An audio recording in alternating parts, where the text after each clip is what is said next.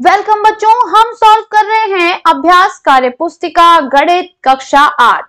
आज हम सॉल्व करने वाले हैं इकाई 2 वर्गमूल के प्रश्न संख्या 1 से लेकर 15 तक। चलिए समय न बर्बाद करते हुए हम फटाफट से अपने प्रश्नों पर चलते हैं। हमारा पहला प्रश्न कह रहा है, दिए गए विकल्पों में से सही विकल्प छांटिए। किसी वर्गाकार खेत की भुजा ज्ञात होने पर खेत का क्षेत्रफल निकालने के लिए निम्नलिखित विकल्पों में से किस प्रक्रिया को अपनाते हैं? वर्गाकार भुजा का घन ज्ञात करते हैं? नहीं। वर्गाकार खेत की भुजा का वर्ग ज्ञात करते हैं? ये सही है। आगे भी देख लेते हैं। वर्गाकार खेत भुजा का वर्गमूल ज्ञात करते हैं? नहीं। वर्गाकार खेत की भुजा का घनमूल ज्ञात करते हैं? ये भी नहीं। तो हम क्या ज्ञात करते हैं बच्चों? जब हमको क्षेत्रफल निकालना होता है वर्गाकार खेत की भुजा का वर्ग ज्ञात करते हैं। तो ऑप्शन बी जो है ये हमारा सही हो जाएगा। चलिए नेक्स्ट क्वेश्चन पे चलते हैं। नेक्स्ट क्वेश्चन हमारा कह रहा है कि 18 का वर्ग क्या होगा? 18 में 18 का गुणा करना है, ठीक है। तो देखिए अब इसमें से आएगा तो ये आपका 324 आएगा, ये आपका 324 और 3 ऑप्शन में आपको 324 लिखा हुआ है। तो अब ये आपसे पूछ रहा है कि क्या होगा, क्या माइनस होगा? तो माइनस नहीं होता है किसी भी संख्या का वर्ग।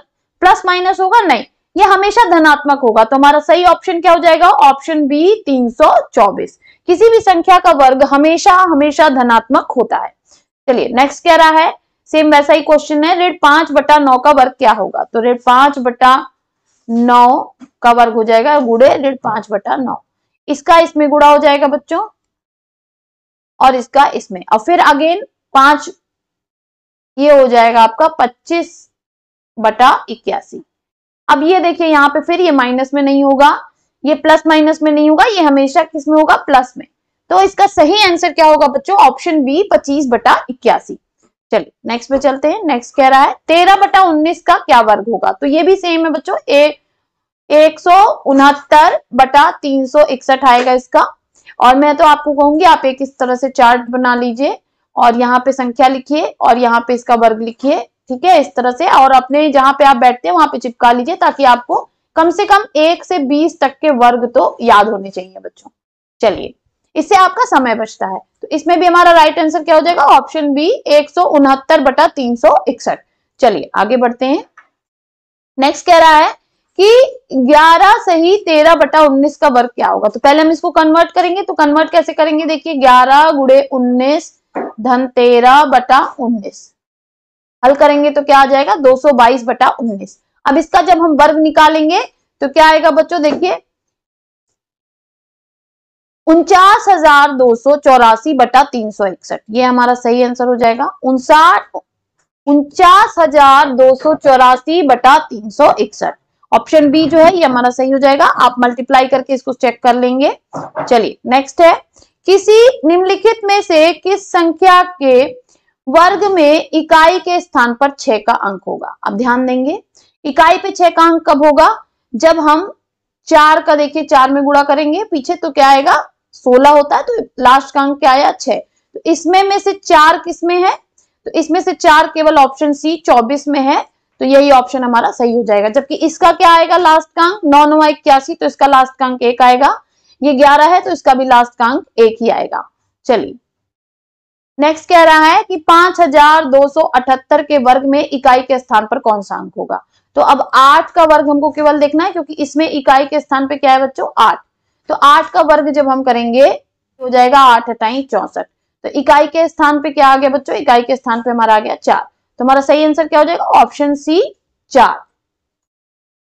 नेक्स्ट कह रहा है 600 के वर्ग में कितने शून्य होंगे? तो आप देखेंगे कि 600 का जब हम वर्ग करेंगे गुणे 600 तो ये हो जाएगा 6 का गुणा 6 में हो जाएगा 36 और ये 2 और 2 शून्य इधर आ जाएंगे तो कितने हो गए शून्य? 4। तो सही आंसर क्या हो गया हमारा? Option C 4। नेक्स्ट कह रहा है कि 40 और 50 के बीच में निम्नलिखित में से कौन सी पूर्ण वर्ग संख्या होगी? तो आपको पता है कि देखिए 6 का वर्ग क्या होता है? 6वां का 36 और 7 का 7 सते 49 और 8 का 8 अठाई 64। तो अब पूछ रहा है 40 से 50 के बीच में, तो 40 से 50 के बीच में पड़ने वाली इकलौती पूर्ण वर्ग संख्या क्या है? 49।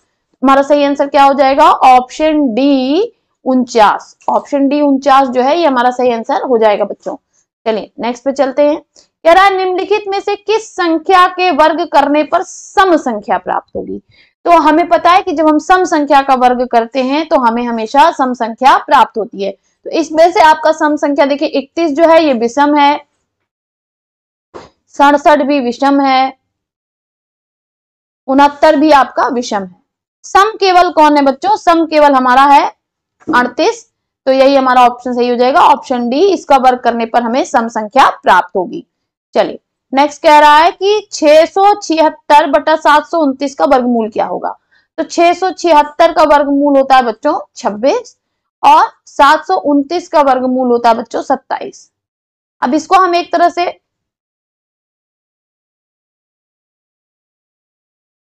इसको आप चेक कर सकते हैं बच्चों, 26 गुणे 26 कर लीजिए और नीचे 27 गुणे 27 कर लीजिए, तो आंसर आपका यही आएगा। तो सही आंसर क्या हो जाएगा हमारा? ऑप्शन बी 26 बटा 27। 8 सही 17 बटा 169 का वर्गमूल क्या होगा।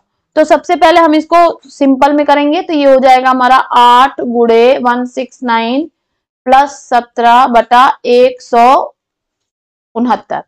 तो आप करेंगे 169 गुणे 8, तो ये आपका आ जाएगा 1352 धन 17 बटा 159। और आगे हल करेंगे 7 2 9 5 1 6 1369 बटा 169। अब हमको हल करना है, तो हम देखेंगे कि यहाँ पे हम चेक करेंगे गुणा करके। सबसे आसान तरीका है कि हम गुणा करके चेक करें। तो ये हो जाएगा आपका 37 गुणे 37 और नीचे हो जाएगा आपका 13 गुणे 13। तो हमारा जो राइट आंसर है बच्चों वो क्या हो जाएगा? 37 बटा 13। 3 अंकों की किसी पूर्ण वर्ग संख्या के वर्गमूल में अंकों की संख्या है। देखिए बच्चों 3 अंक की संख्या, तो हम 1 2 3 लिख लेते हैं, ये अंक मान के चलेंगे आप इसको, ठीक है। अब हम इसका जब पेयर बनाएंगे तो देखिए इधर से पेयर बनता है, तो कितने अंकों का पेयर बन रहा है? 2 अंकों का। तो कितनी संख्या होगी यहाँ पे? 2 अंक। तो हमारा राइट आंसर हो जाएगा बी। फिर पूछ रहा है कि 1,33,225 के वर्गमूल में अंकों की संख्या। तो यहाँ पे हमें अंक ही दिया हुआ है, तो हम लिख लेते हैं 1,33,225। अब इसका हम ऊपर पेयरिंग करेंगे, तो देखिए इधर से करते हैं पीछे से, तो ये कितने अंक आ रहे हैं यहाँ पे? 3 अंक। कितने अंक आ गए बच्चों? 3 अंक। जितने पेयर बनते हैं उतने ही अंक होते हैं। तो हमारा ऑप्शन बी जो है ये सही हो जाएगा। चलिए नेक्स्ट कह रहा है कि किसी संख्या के वर्गमूल में केवल 3 अंक हैं, तो वह संख्या है। अब कह रहा है कि वर्गमूल में कितने हैं? 3 अंक। तो देखिए एक तो हमने यही सॉल्व किया हुआ है, तो कितने अंक आ रहे थे यहाँ पे? 6 अंकों की संख्या थी। दूसरा हम एक और चेक कर लेते हैं। मान लीजिए हमारे पास 1 2 3 4 और 5 अंकों की संख्या है। इसकी जब हम पेयरिंग करेंगे तो देखिए यहाँ पे किया 1 2, तभी कितने अंक आए? 3। तो यानी संख्या या तो 5 अंकों की हो सकती है और या 6 अंकों की। तो यहाँ पे हमारा ऑप्शन डी जो है ये सही हो जाएगा बच्चों, 5 अंक या 6 अंक। नेक्स्ट कह रहा है कि पूर्ण वर्ग संख्या होती है, क्या होती है? वह संख्या जिसके अंत में सम संख्या में शून्य हो। अब देखिए चूंकि यहाँ पे जो ऑप्शंस दिए हुए हैं, वह संख्या जिसमें इकाई का अंक 3 या 7 हो तो वो पूर्ण वर्ग संख्या नहीं हो सकती है। वह संख्या जिसके अंत में विषम संख्या में शून्य हो तो वो भी नहीं हो सकती। वह संख्या जिसमें इकाई का अंक 2 हो तो वो भी पूर्ण वर्ग संख्या नहीं हो सकती है, क्योंकि जैसे देखिए 22 है तो ये भी पूर्ण वर्ग संख्या नहीं है। जो इन चारों ऑप्शंस में जो सही ऑप्शन है बच्चों वो कौन सा है? ऑप्शन सी, वह संख्या जिसके अंत में सम संख्या में शून्य हो। जैसे कि आप देखेंगे कि 100 यहाँ पे 2 है, तो 100 का पूर्ण वर्ग संख्या है ये 10 हो जाएगा। अब ये सबके लिए सही तो नहीं है, लेकिन ज्यादातर सबसे ज्यादा सही हमारा क्या है? ऑप्शन सी ही यहाँ पर हमारा सही होगा। चलिए आगे देखते हैं। 18,225 किस संख्या का पूर्ण वर्ग होगा? तो अब यहाँ पे देखिए पहली बात तो ये कट जाएगा और ये कट जाएगा। इसको हम वैदिक विधि से सॉल्व करेंगे। देखिए अब हमें 135 का निकालना है, तो हम कैसे निकालेंगे? देखिए 135 का निकालने के लिए हम पहले लिखेंगे, ये देखिए यहाँ पे 13 है, तो 13 गुणे 14 ऑब्लिक, कलर चेंज कर लेती हूँ, 25। 5 का वर्ग क्या होता है? 25। अब 13 गुणे 14 हम करेंगे तो यहाँ पे आ जाएगा हमारा 182 और इधर आ गया 25। तो 135 का वर्ग कितना आया बच्चों? आया हमारा 18,235। तो सही ऑप्शन क्या हो जाएगा हमारा? Option A 135। चलिए नेक्स्ट कह रहा है कि 15,625 किस संख्या का पूर्ण वर्ग होगा? तो देखिए यहाँ पे 120 का तो होगा नहीं, 140 का होगा नहीं, 135 का हमने अभी ऊपर निकाला, तो 125 का भी हम अब वैदिक विधि से निकालते हैं। देखिए 12 गुणे 13 और ऑब्लिक कर लेते हैं दूसरे कलर पेन से, ऑब्लिक 25। तो 12 गुणे 13 हम करेंगे तो ये हो जाएगा हमारा 156 और इधर आ गया 25। तो ये किसका है? ऑप्शन बी 125 जो है ये हमारा सही हो जाएगा। नेक्स्ट देखिए बच्चों, हमसे पूछ रहा है कि 21,025 किस संख्या का पूर्ण वर्ग होगा। तो देखिए यहाँ पे 130 का होगा नहीं, 140 का होगा नहीं, 142 का होगा नहीं, क्योंकि इसके पीछे 25 है तो ये 5 होना चाहिए। तो ऑप्शन डी सही है, लेकिन हम इसको भी वैदिक विधि से करते हैं। देखिए 145 का वर्ग, अब यहाँ पे भी आप लिख लेंगे तो क्या हो जाएगा 14 गुणे 15 ऑब्लिक 25। हम हल करेंगे 14 गुणे 15 हमारा आ जाएगा 210 और इधर हो जाएगा 25, तो ये हो गया हमारा 21,025। ठीक है, आई होप आपको समझ में आ रहा होगा। बहुत इजी है। इसमें आपको करना क्या होता है इस मेथड में, जिसके भी पीछे 5 हो तो बस आपको मान लीजिए जैसे आपको 25 का वर्ग निकालना है, ठीक है, तो आपको क्या करना होता है, 2 यहाँ लिखा हुआ है उससे 1 ज्यादा, यानी 2 से 1 ज्यादा क्या होता है 3, उसका गुणा कर दीजिए और इधर लिख दीजिए 25। तो 2 गुणे 3 हो गया 6, 625। देखिए कितना इजी, सेकेंडों में आपका आंसर आ रहा है बच्चों। चलिए आगे बढ़ते हैं, नेक्स्ट क्वेश्चन की तरफ चलते हैं हम अपने। नेक्स्ट क्वेश्चन हमारा कह रहा है कि 1296 बटा 441 का वर्गमूल है कि 441 का वर्गमूल होता है 21 और 1296 का वर्गमूल हम निकालेंगे तो आ जाएगा 36। अब हमें 36 बटा 21 मिला है, लेकिन यहाँ पर कन्वर्ट करके लिखा हुआ है, तो हमें चेक करना है कि कौन सा सही है। तो ये तो पहले ही गलत हो गया। अब हम यहां से चेक करेंगे सेकंड वाले से, तो ये देखिए 21 गुणे 2, ये हो गया 21 गुणे 2 धन 15 बटा 21। तो यहाँ पे हम सॉल्व करेंगे तो ये हमारा आ जाएगा 21 गुणे 2 आप करेंगे तो आएगा 42 और 42 प्लस 15 आपका हो जाएगा 57।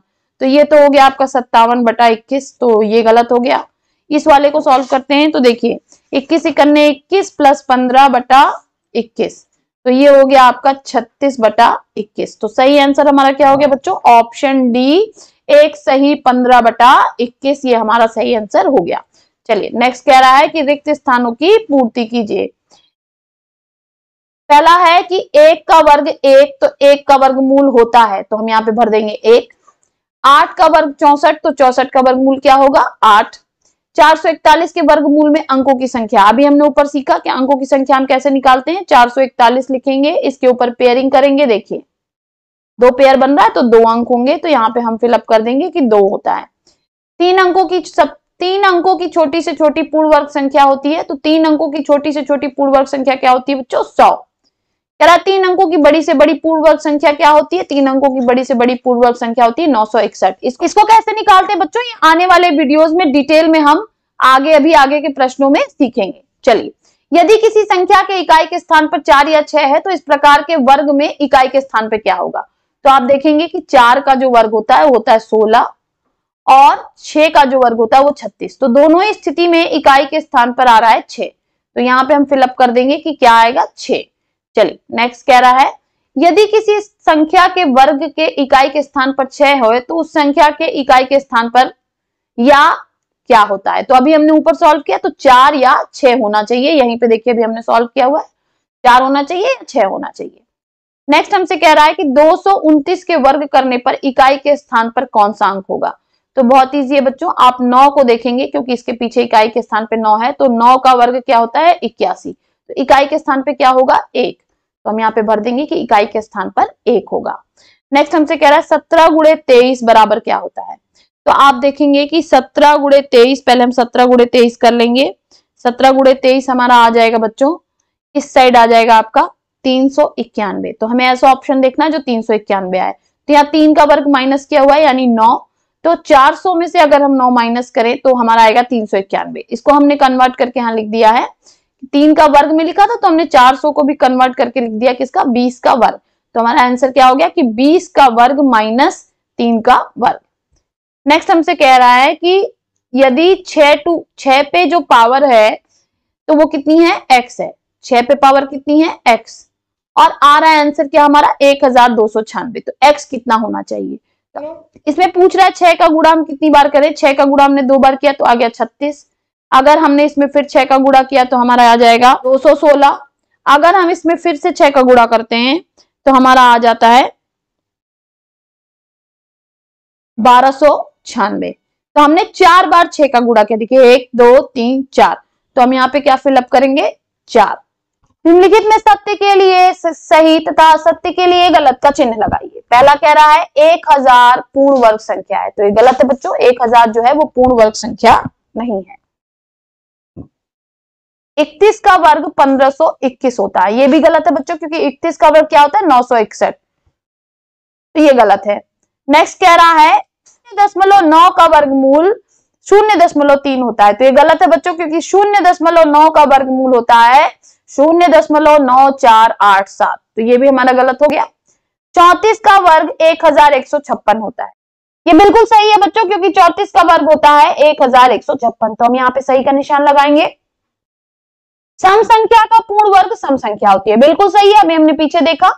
2 अंकों की पूर्ण वर्ग संख्या 99 होती है, गलत है बच्चों, 2 अंकों की पूर्ण वर्ग संख्या 99 नहीं होती है।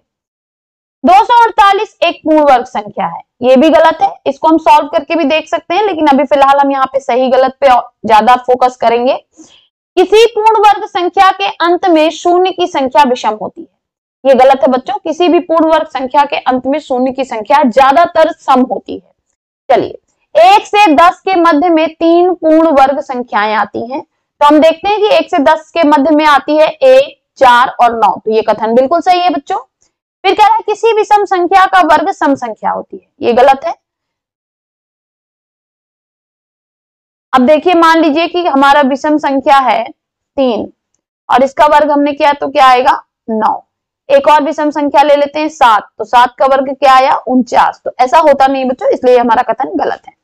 नेक्स्ट हमसे कह रहा है कि 9 का वर्ग ऋण 1, इसको का मान ज्ञात कीजिए, तो हम लिख देते हैं 9 का वर्ग ऋण 1 9 9 81 ऋण 1 यानी 80, तो हमारा आंसर क्या आ गया 80। नेक्स्ट हमसे पूछ रहा है 962 1089 1368 और 343 में पूर्ण वर्ग संख्या छांटिए। तो पहले हम 962 का कर लेते हैं, देखिए 2 से काटेंगे तो आ जाएगा 481, फिर 13 से काटेंगे आ गया 37, फिर 37 से, तो ये जो है एक पूर्ण वर्ग संख्या नहीं हुई बच्चों। नेक्स्ट करते हैं 1368, 2 से काटे 684, फिर हमने 2 से काटा 342, फिर 2 से काटा 171, अब 3 से काटेंगे 57, फिर 3 से काटा 19 और 19 से काटा तो 1, यहाँ पे भी पूर्ण वर्ग के जोड़े नहीं बन रहे हैं, तो ये भी पूर्ण वर्ग संख्या नहीं है। नेक्स्ट हमारा हो गया 1089, 3 से काटेंगे 363, फिर 3 से काटेंगे 121, फिर 11 से काटेंगे 11 और 11 से काटेंगे 1। यहाँ पे हम ध्यान देंगे कि हमारे जो है 2 जोड़े एकदम परफेक्ट बन रहे हैं 3 और 11, तो ये हमारी एक पूर्ण वर्ग संख्या हो गई। नेक्स्ट भी चेक कर लेते हैं 343, 7 से किया 49, फिर 7 से किया 7, फिर 7 से किया 1, यहाँ पे भी जोड़ा नहीं बन पा रहा है, तो ये हमारी पूर्ण वर्ग संख्या नहीं हुई। तो हमारी जो पूर्ण वर्ग संख्या है वो कौन है 1089, तो इसमें से हमारी जो 1089 थी ये पूर्ण वर्ग संख्या थी। चल नेक्स्ट पे चलते हैं। नेक्स्ट हमारा 7928, 625, 1057 और 343 में पूर्ण वर्ग संख्या कौन सी होगी स्पष्ट कीजिए। तो 7928 को काटेंगे 2 से आ जाएगा 3964, फिर 2 से 1982, फिर 2 से 991। अब 991 एक अभाज्य संख्या है, तो ये 991 से ही कटेगी, तो ये जो है हमारी पूर्ण वर्ग संख्या नहीं है। नेक्स्ट हम करेंगे 625, 5 से काटा 125, फिर 5 से काटा 25, फिर 5 से काटा 5 और ये हमारा कट के आ गया 1, तो ये हमारी एक पूर्ण वर्ग संख्या बन रही है। इसमें देखिए 2 जोड़े बन रहे हैं 5 5 के, तो हमारी पूर्ण वर्ग संख्या यहाँ पे क्या आई 625। लेकिन हम आगे भी चेक करेंगे बच्चों 1057, 7 से काटा 151, अब 151 जो है वो एक अभाज्य संख्या है, तो 151 से ही कटेगी और ये हमारी जो है पूर्ण वर्ग संख्या नहीं बन रही है बच्चों। नेक्स्ट चेक करते हैं 343, अभी हमने पीछे चेक किया तो हम इसको चेक करने की जरूरत नहीं है, तो ये हमारी पूर्ण वर्ग संख्या नहीं है। नेक्स्ट चलते हैं 1089 का गुणनखंड विधि से वर्गमूल ज्ञात कीजिए। तो हम कर लेते हैं 1089 को हमने 3 से काटा आ गया 363, फिर 3 से काटा आ गया 121, फिर 11 से काटा 11 और 11 से काटा 1, तो हमारा जो है 1089 का हम वर्गमूल ज्ञात करेंगे 3 गुणे 3 गुणे 11 गुणे 11, जोड़े बनाएंगे हम, 3 का जोड़ा बन गया और 11 का जोड़ा बन गया, तो वर्गमूल क्या आया 3 गुणे 11 यानी 33, तो हमारा आंसर क्या हो गया 33। नेक्स्ट हमसे कह रहा है कि 2849 का भाग विधि से वर्गमूल ज्ञात कीजिए। तो हमने 2849 ले लिया, पहले हम इसका जोड़ा बनाएंगे देखिए हमने यहाँ पे जोड़े बना लिए, तो ये 28 है, तो 5 से हम करेंगे तो ये हमारा गया, 5 से करेंगे 25, 25 घटाया आ गया 3, यहाँ से 49 उचारा 349। अब यहाँ पे हमारा 5 5 10 हो गया, फिर 3 से करेंगे तो ये हो गया हमारा 309। यहाँ पे आ गया हमारा देखिए 53। अब आ गया यहाँ पे हमारा 40। अब दशमलव लगाएंगे और यहाँ पे शून्य शून्य बढ़ा देंगे। वर्गमूल में हमेशा शून्य जोड़े में बढ़ता है। यहाँ पे हो गया 106, अगेन 3 से गुणा करेंगे, यहाँ पे आ जाएगा 3189। फिर जो है यहाँ पे हम जोड़ेंगे तो ये हमारा हो जाएगा 1066। 7 से गुणा करेंगे तो ये हमारा यहाँ पे बचा हुआ देखिए 811 और 00 हमने लगाया, 7 से करेंगे तो आ जाएगा 74,669। शेष क्या बचेगा 6,431। तो ये हो गया हमारा 53.37। इसके आगे भी आप लगा सकते हैं। यहाँ पे हमारा आंसर क्या आया 53.37। 12.96 का वर्गमूल भाग विधि एवं गुणनखंड विधि से ज्ञात कीजिए। 12.96 का वर्गमूल भाग विधि एवं गुणनखंड विधि से ज्ञात कीजिए। पहले हम भाग विधि से ज्ञात कर लेते हैं। 12.96, तो यहाँ पे हमने जोड़े बनाए, तो देखिए यहाँ पे दशमलव के पीछे बना और ये दशमलव के आगे, तो हमने 3 से किया, 3 त्रिका 9, घटाने पे आ गया 3। अब ये दशमलव यहाँ चला जाएगा और 9 6 उतर जाएगा। तो अब यहाँ पे हो गया 6 और 6 से हम करेंगे तो 66 गुणे 6 हो जाएगा 396। तो हमारा आंसर क्या आया 3.6। अब हम करेंगे बच्चों गुणन। पहले हम 1296 का निकालेंगे और उसके बाद जो है हम इसको कन्वर्ट करेंगे दशमलव के फॉर्म में।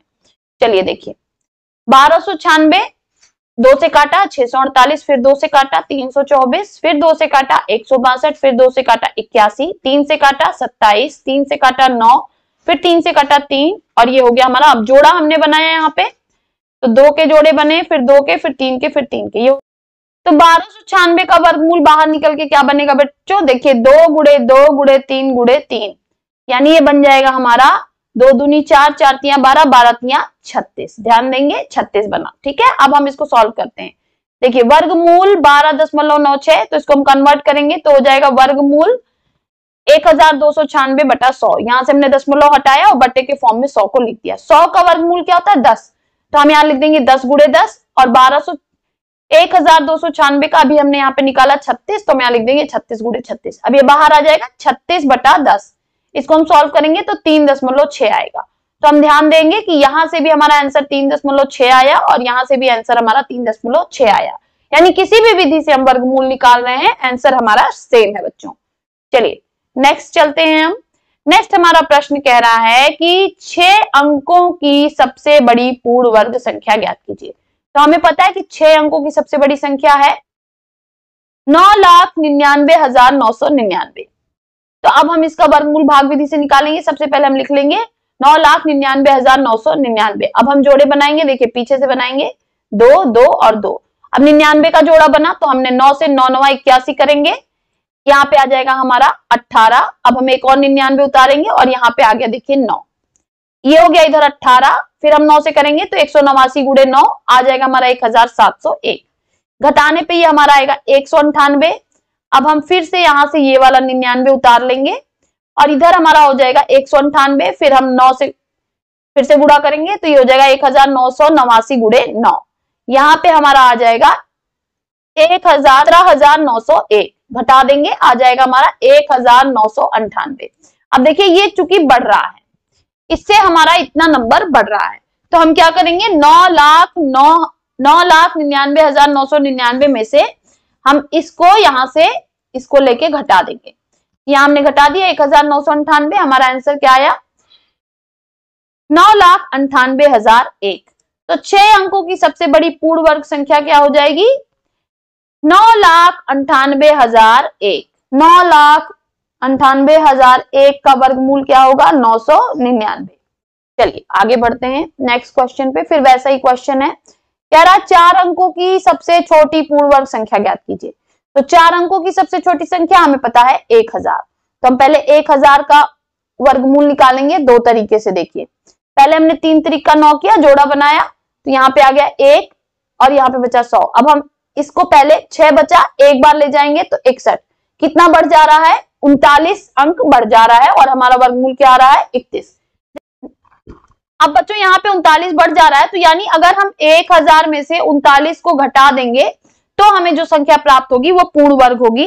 तो आप देखते हैं यहाँ पे कि जब हम 1000 में से 39 को घटाते हैं तो हमें प्राप्त होता है 961, जो कि 3 अंकों की संख्या है। हमें चाहिए कितनी? 4 अंकों की संख्या। तो अब हमें 61 से ऊपर जाना होगा, तो हम यही प्रोसेस यहाँ पे करेंगे। देखिए 3 तरीका 9 बचा 1 100, अब हमने इसको 62 से ले गए तो ये हो गया 124। तो यहाँ पे आप देखिए कि 2 से गुणा करेंगे, यहाँ पे छूट गया है, तो यहाँ पे आया आपका 24 कम पड़ रहा है। तो अगर हम 1000 में 24 को जोड़ दें तो हमारी संख्या बनी 1024, जो कि 4 अंकों की संख्या है और एक पूर्ण वर्ग संख्या है। तो 4 अंकों की सबसे छोटी पूर्ण वर्ग संख्या हो जाएगी 1024। हमारा प्रश्न कह रहा है कि किसी विद्यालय में 9801 छात्रों को प्रार्थना सभा में इस प्रकार खड़ा किया जाता है कि पंक्तियों की संख्या उतनी हो जितने प्रत्येक पंक्ति में छात्र हैं। तो प्रत्येक पंक्ति में छात्रों की संख्या ज्ञात कीजिए। जब इस तरह का प्रश्न हो बच्चों कि उतनी ही पंक्ति हो जितनी प्रत्येक पंक्ति में छात्र हो, तो यहाँ पे हमें वर्गमूल निकालना होता है। तो चलिए हम वर्गमूल निकाल लेते हैं। और पूछ रहा है कि प्रत्येक पंक्ति में छात्रों की संख्या ज्ञात कीजिए। तो 9801 का वर्गमूल हमें निकालना है, तो हम पहले जोड़ा बनाएंगे। अब देखिए यहाँ पे हमें 98 मिला, तो हम 9 9 81 ले जाएंगे, बचेगा 17, यहाँ 0 1 उतर जाएगा नीचे, 18 बचा, 9 से करेंगे तो 189 गुणे 9 आ जाएगा 1709।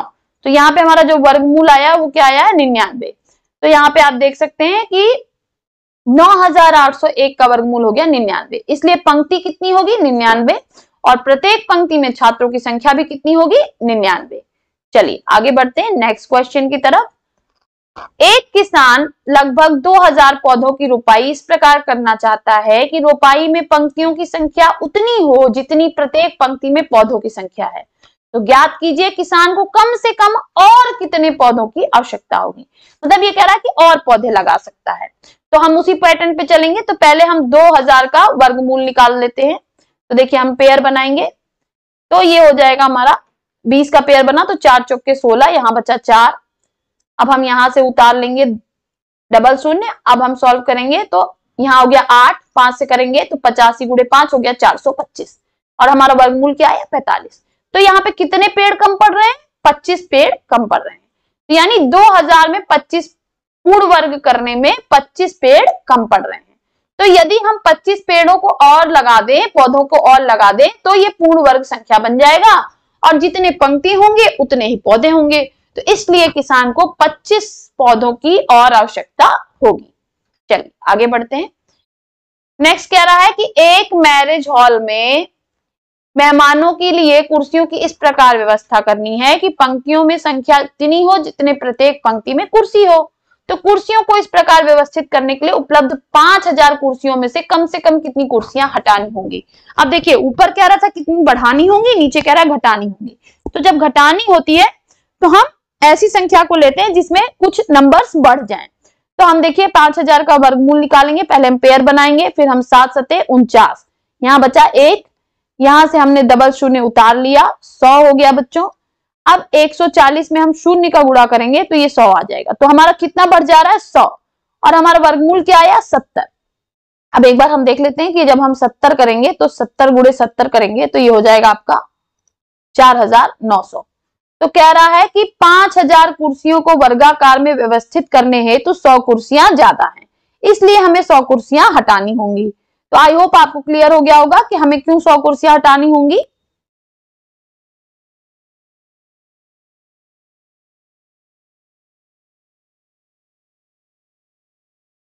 नेक्स्ट हमसे पूछ रहा हुआ छोटी से छोटी संख्या ज्ञात कीजिए जिसे 4529 में जोड़ने पर योगफल पूर्ण वर्ग बन जाए। अब जोड़ने की बात कर रहा है, यानी हमें निकालने हैं जो नंबर कम पड़ रहा हो उसको निकालना है। तो हम दोनों सॉल्व करके देखते हैं। 4529 यहां भी लिया, यहां भी लिया, 6 का 36, देखिए यहाँ पे भी और यहाँ पे भी। यहाँ बचा 9, 29 उतर गया, 929, यहाँ भी 929। तो यहाँ पे हमने 7 से किया, 12 बचा था, तो 127 गुणे 7 889। तो कितना ज्यादा हो जा रहा है? 40। हमें चाहिए कि हमें और बढ़ाना है, तो हमें जो कम पड़ रहा है वो चाहिए। तो अब हम यहाँ पे 68 पे चलेंगे। तो यहाँ 128 गुणे 8 करेंगे, हो जाएगा 1024। कितना कम पड़ रहा है बच्चों? 95। तो हम क्या करेंगे, अब इसी नंबर को इसमें जोड़ देंगे, क्योंकि इसमें हमने क्या पूछा था, जोड़ने पर योगफल पूर्ण वर्ग बन जाए। तो हम क्या करेंगे, 4529 में 95 जोड़ देंगे, हो जाएगा 4624। अब 4624 का वर्गमूल क्या हो जाएगा, 68, इसलिए 95 जोड़ने पर यह पूर्ण वर्ग बन जाएगा। यहाँ पे बच्चों हमारा प्रश्न 15 खत्म होता है। नेक्स्ट वीडियो में हम बाकी के प्रश्नों को हल करेंगे। तब तक के लिए बाय बाय बच्चों, पढ़ते रहिए, आगे बढ़ते रहिए।